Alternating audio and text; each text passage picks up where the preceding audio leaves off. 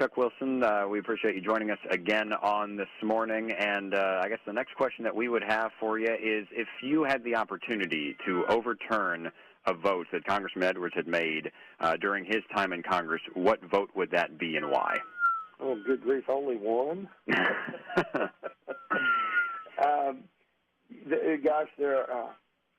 The stimulus bill is the worst, I suppose. You voted for the TARP and the bailout, and those were both bad votes for a number of reasons. The stimulus bill is the largest single bill in terms of spending, and more importantly, the spending that's there there isn't any stimulus in that bill. It's largely a collection of entitlement programs that we don't need, that are not any way, in shape or form, recognized as classical macroeconomic stimulus.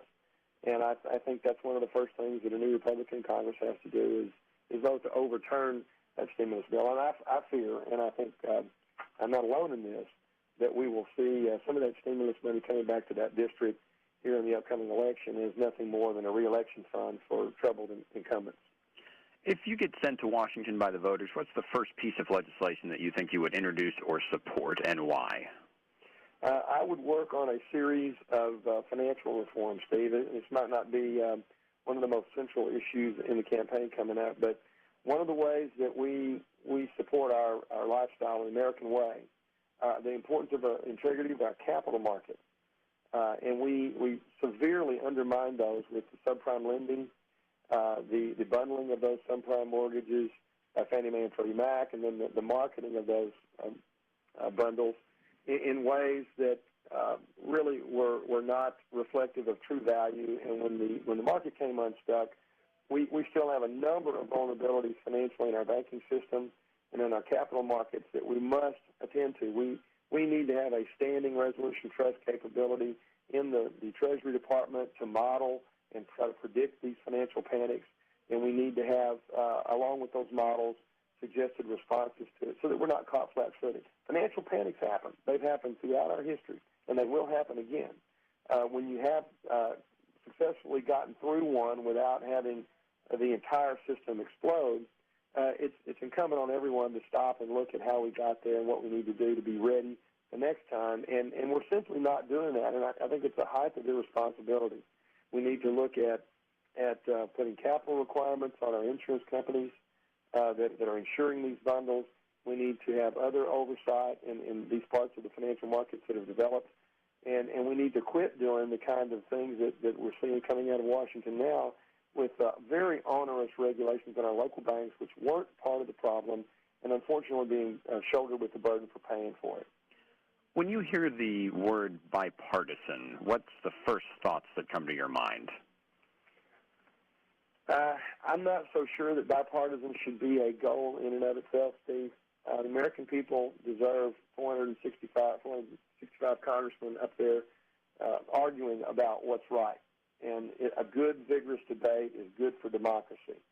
On rare occasions, you will have legislation come to Congress where there is bipartisan support, and when that happens, we should all celebrate it.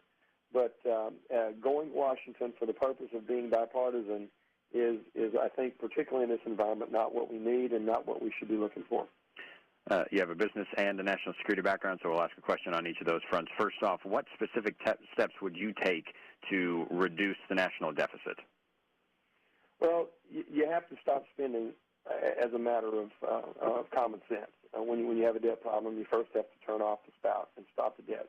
But that's not going to pay the debt back. We have to understand that just as government exists, debt exists. We spent that money, and now we have to pay it back.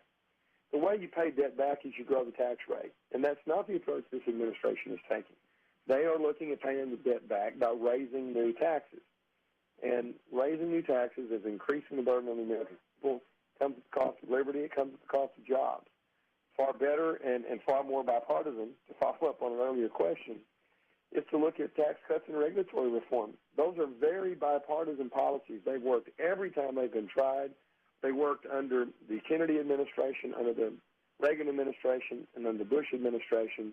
They are proven to grow consumer demand and to help businesses grow the capital that they need to build their business and add jobs. at this time in our economy, we've got a radical legislation agenda by the Democrats that is very, very hostile to business. And over and above whatever the cost of those pieces of legislation might be to the private sector, you have the simple fact right now that businessmen and women don't know what the cost of doing business is. And it's very difficult for them to sit at their desks every day when they're solely worried with trying to survive and looking out into the future and knowing how they're going to be able to handle these costs that they can't anticipate. And it forces them in a position of deferring anticipated growth. And it's a very difficult thing to get our economy going when all of our businessmen and women, small businessmen and women, are solely focused on survival every day. 70% of the new jobs that are created in the small business sector of the economy, where I've spent my 15 years, the last 15 years, and I understand what it's going to take to get that part of the economy going again. And then on the national security front, do you believe that terrorist attacks on American soil are inevitable? Certainly. The terrorists only have to be right once. We have to be right every minute of every day. The question is, really, when you break threats down, there are the likelihood of things happening, and there are the consequences of things happening. And you have to recognize that you've got to be prepared for both. And certainly we can be more proactive. I agree with the Bush administration policy of being proactive abroad to disrupt terror networks, to work aggressively with our allies, to form coalitions to help us counter and thwart growing terrorist threats. But we also do need to look at our homeland security. We've done a decent job of that. There's much to be done.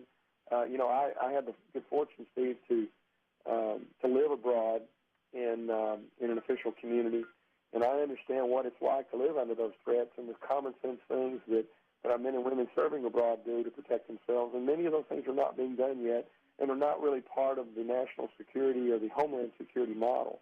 And I look forward to making contributions there as well.